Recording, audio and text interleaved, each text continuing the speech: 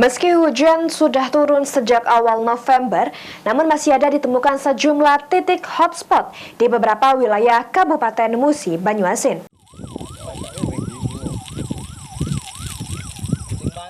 Titik hotspot di Musi Banyuasin kini turun drastis pasca turun hujan sejak awal November lalu.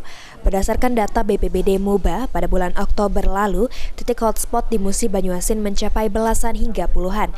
Namun di bulan November 2023 ini, titik hotspot tersebut berkurang hanya beberapa titik saja.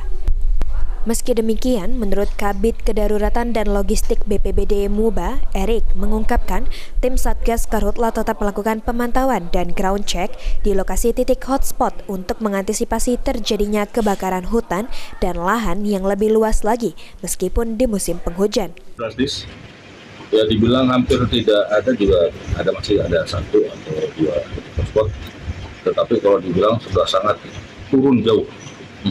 Ya, mungkin daerah mana aja yang masih ada titik hotspot dalam 1 minggu terakhir? Kemarin ada satu titik hotspot kita project, ada masih. Daerah mana itu? Itu kemarin di daerah Bayung. Daerah Bayung ya. Itu lahan warga tuh? Kita kemarin lihat ada lahan warga.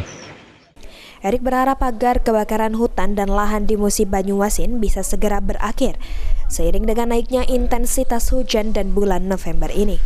Ruzi Iskandar, PAL TV.